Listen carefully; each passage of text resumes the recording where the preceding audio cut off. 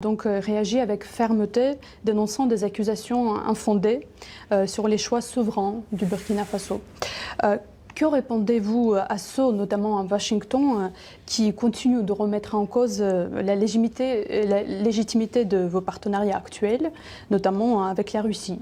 Et comment entendez-vous défendre l'image du Burkina Faso sur la scène internationale face à ce type de discours? De toute façon, on est libre de lier les relations avec qui on veut, c'est ça l'indépendance. Donc sur ce volet, ils peuvent continuer à penser ce qu'ils veulent. Nous irons où nous voulons.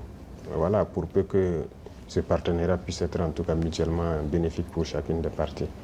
Quant à ces propos, vous l'avez dit, on a protesté à travers le ministère des Affaires étrangères, c'est une chose. Mais je ne sais pas ce qui s'est passé avec ce général. Il y a un souci quand même.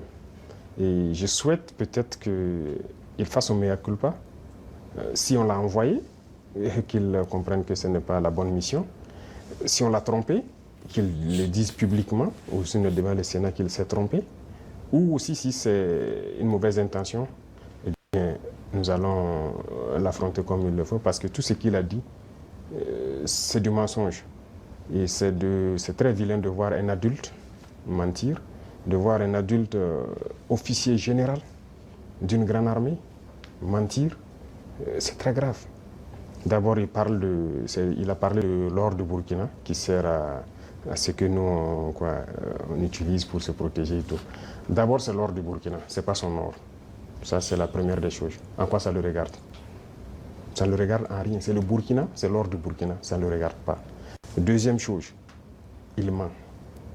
Parce que le Burkina n'a jamais eu de réserve d'or jusqu'à ce que nous on arrive. C'est nous qui avons commencé à réserver l'or au trésor du Burkina Faso. Sinon, il n'y avait pas un seul gramme de réserve d'or au Burkina. Ça veut dire que c'est un menteur encore.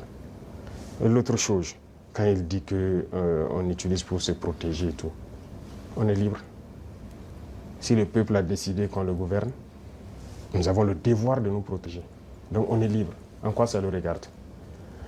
Et le volet qui m'a le plus fait mal, pas parce qu'il est général ou parce que c'est un Américain ou quoi, c'est parce que c'est un noir.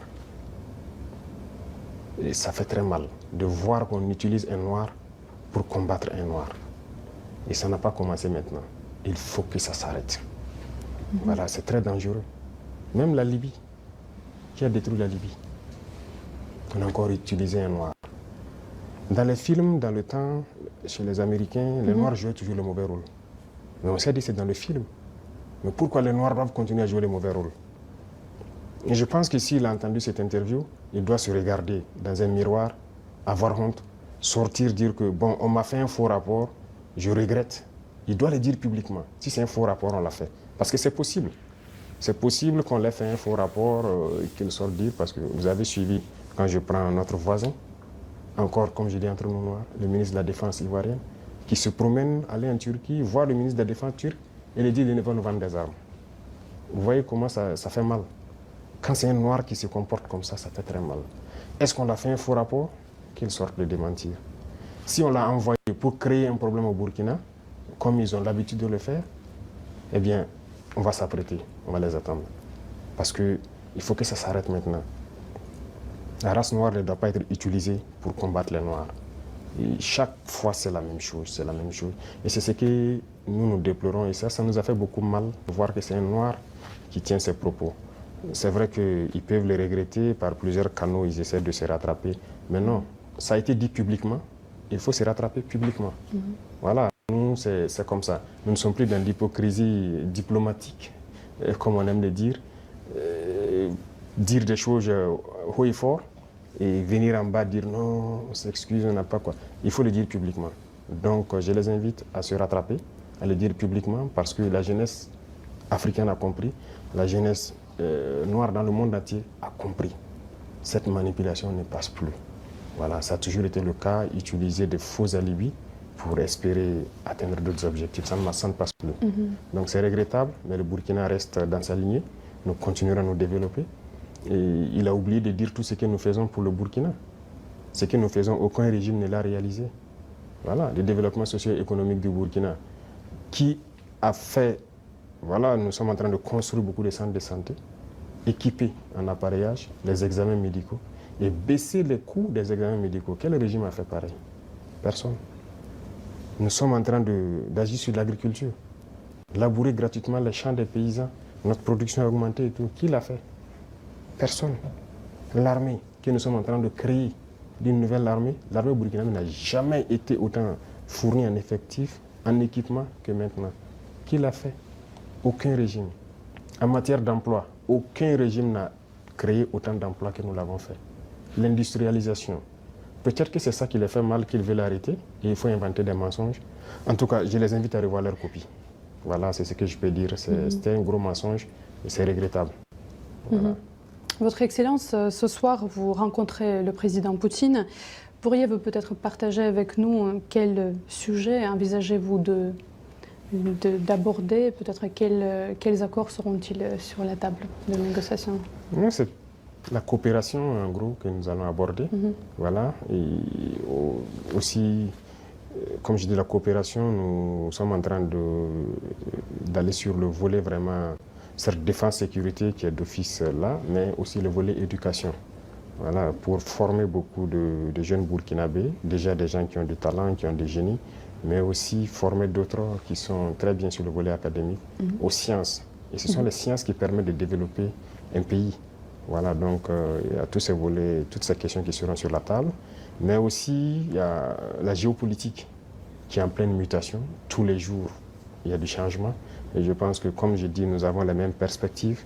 C'est d'avoir un monde libre, un monde multipolaire libre, où les gens seront indépendants, souverains, de faire tout ce qu'ils veulent faire. Ce sont des questions qui seront abordées.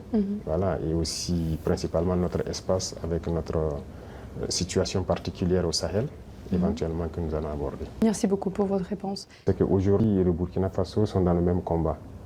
Nous avons un monde que je peux qualifier d'unilatéral. Et nous voulons un monde multipolaire. Voilà, nous voulons un monde libre, indépendant, un monde de paix, où les nations ne dictent pas donc, à d'autres nations ce qu'elles doivent faire et comment ils doivent être. Donc la Russie est activement dans ce combat, qui est aussi un combat de dénazification, si je peux dire. Et donc nous aussi, nous sommes dans ce même type de combat contre l'impérialisme qui veut nous asservir, qui veut nous garder dans l'esclavage. Donc nous avons donc les mêmes perspectives. Donc c'était très symbolique qu'on vienne participer aux côtés donc, du peuple russe à cette célébration. Notamment, le peuple soviétique a contribué largement à vaincre le nazisme et le burkinabé, comme vous le dites bien, applique aujourd'hui les efforts pour lutter, pour éradiquer le terrorisme. Voyez-vous des similitudes entre nos deux peuples et en quoi cela se manifeste-t-il plus concrètement? Oui. Moi, j'ai appris beaucoup de leçons dans cette célébration et il y a beaucoup de similitudes dans la lutte que nous menons actuellement. Regardez, le peuple soviétique a sacrifié près de 27 millions de vies pour avoir cette victoire. Ils pouvaient à un moment donné dire que c'est bon, ils signent l'armistice, ils abandonnent. Mais le courage, la ténacité, la résilience a fait qu'ils ont continué le combat et ils ont fini par gagner. Le Burkina mène une lutte depuis maintenant près de 10 ans contre le terrorisme. C'est pas qu'il n'y a pas de morts, il y a beaucoup de morts depuis cette époque jusqu'à aujourd'hui. Mais nous n'abandonnons pas parce que nous savons que nous allons gagner la victoire et nous continuons ce combat. Donc il y a cet état d'esprit-là qui nous fédère et donc c'est ça qui est aussi très intéressant dans ces moments. À chaque fois que nous avons l'occasion